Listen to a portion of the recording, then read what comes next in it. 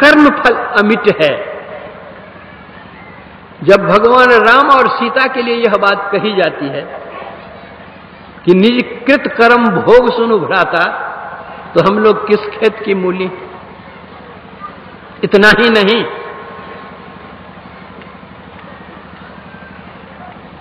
जब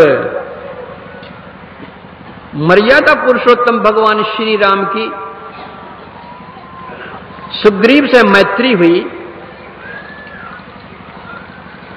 तो भगवान राम ने पूछा कि कहो मित्र, तुमको क्या कष्ट है। जेन मित्र दुख हो ही दुखारी, तिन्हि बिलोकत पातक भारी। तुम मेरे मित्र हो, तुम्हारा दुख मेरा दुख है, तुम्हारा सुख मेरा सुख है। सुग्रीव ने कहा, मैं क्या अपना दुखड़ा बतलाऊं। हमारे जो भाई साहब हैं, हमारा राज्यपाट धन दौलत सब तो ले ही लिया है, हमारी पत्नी तक को ले लिया है, और दिन रात उसी की चिंता बनी हुई रहती है, कब आकर के वो मार डालेगा हमको, कोई ठिकाना नहीं है। इस पहाड़ पर वह नहीं आ सकता मुनि के श्राप के कारण, इसलिए इस पहाड़ पर किसी तरह जीवन यापन कर रहा हूं।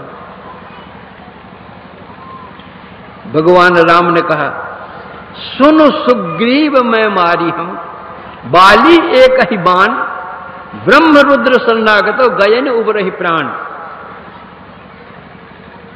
कि सुग्रीव तुम शांत रहो,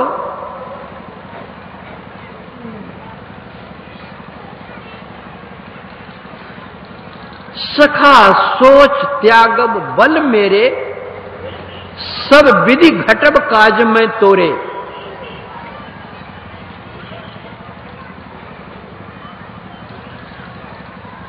जाओ तुम उससे युद्ध करो। सुग्रीव जाकर युद्ध करता है, लेकिन बाली इतना बलशाली था कि जिसने रावण को भी 6 महीने तक रख लिया था अपनी कांख में। जिस रावण के साथ युद्ध करने में भगवान राम का पसीना छूट गया था, उस रावण को 6 महीने रखा था बाली। कितना बलशाली था। बाली ने जो तप किया था, वरदान में उसने लिया था कि जो मेरे सामने युद्ध करने के लिए आवेगा, उसका सारा बल मुझ में आ जाएगा। अगर भगवान श्री राम भी सामने सामने युद्ध करते तो भगवान राम का बल बाली में आ जाता, और बाली तो तप के कारण वो बली था ही। तो भगवान का जब बल आ जाता बाली में, तो और बलशाली बन जाता, भगवान फीके पड़ जाते। इसलिए बिटप ओट देखें रघुराई, आमने सामने युद्ध नहीं करके भगवान युद्ध एक वृक्ष की आड़ लेकर के तीर मारते हैं। वह तीर बाली के शरीर में लगता है और वह धराशायी हो जाता है। भगवान राम जाते हैं बाली के पास,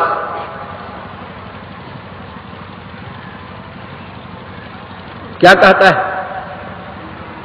धर्म हेतु अवतरे गोसाई, मारे मोह व्याध की नाई। कि हे राम, आपका अवतार धर्म की रक्षा के लिए हुआ है, लेकिन आपने जो मेरे साथ व्यवहार किया है, यह साधु का व्यवहार नहीं, यह तो व्याध का व्यवहार है, जो छिप करके वो शिकार खेलता है। परिणाम क्या हुआ? वे ही भगवान राम द्वापर युग में कृष्ण हुए हैं,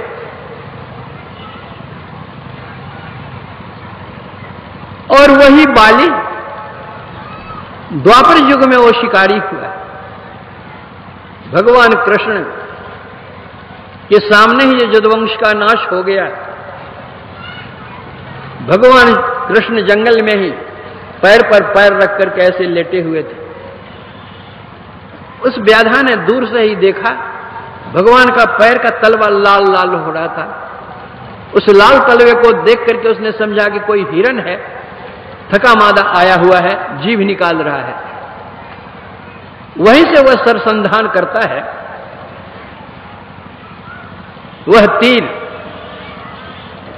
भगवान के तलवे में लगता है और उसी तीर से भगवान का शरीर भी छूटता है।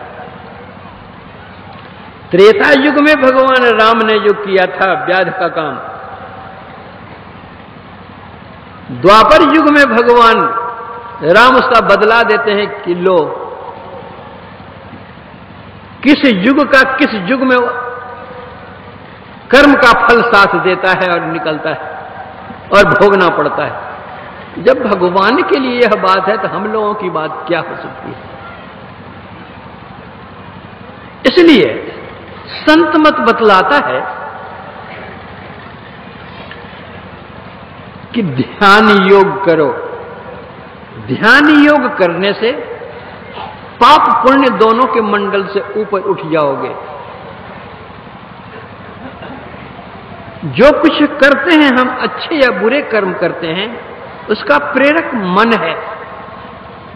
जिसका मन वश में हो जाएगा उससे अपकर्म नहीं होगा, सत्कर्म होगा। यह अखिल भारतीय संत मत सत्संग का 92 मां वार्षिक अधिवेशन क्या कहता है? 92, 9 के आगे में 2 है, अर्थात 9 और 2 11। हमारी 5 कर्मेंद्रियां हैं, 5 ज्ञानेंद्रियां हैं, इसका राजा मन है 11वां। उस मन को वश में करो, तुम्हारा कल्याण होगा।